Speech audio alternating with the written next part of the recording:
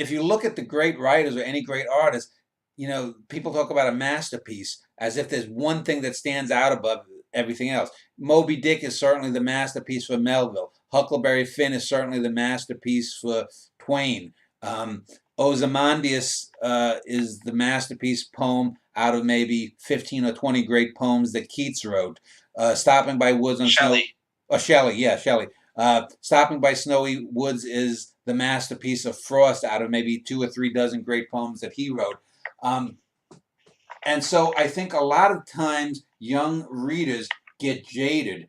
If you've read the Vincetti brothers and then you read Scorpion Swam, it's going to seem, and it is a lesser book, but you know, it's the difference of getting over the hurdle of greatness by a whisker or two, and then doing it by a yard, and then doing it by, you know, 1,000 feet with something like A Norwegian in the Family.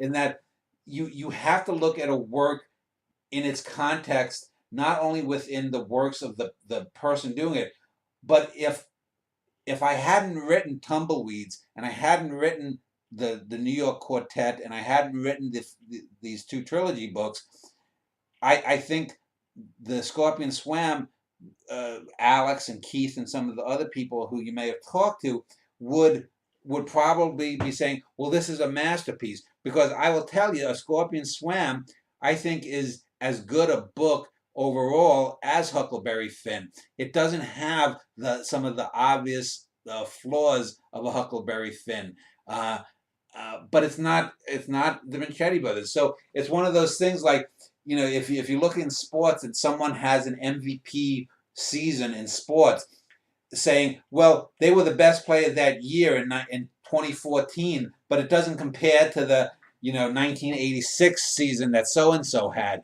Well, true, they may not be as great, but it was the best that season. It was the great season of that year, you know. So at worst, I would say it's a near great novel, but I would argue that it's a great novel, just the way, you know, but it's secondarily or tertiarily great. But just because, you know, so this is one of the things that I think I've mentioned this to Alex before, and I've mentioned it to Jessica before, is a lot of times they, especially younger people, and Alex is still under 30, they have their biases.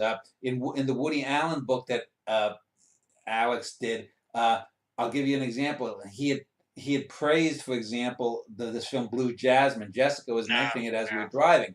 And I watched Blue Jasmine, and I saw, at best, a mediocre film. Whereas Alex thought it was in the upper half of, it wasn't a great film, but in the upper half. But I think it was playing more into some of his biases, in that the films around Blue Jasmine are so uniformly barren that it looks better by comparison.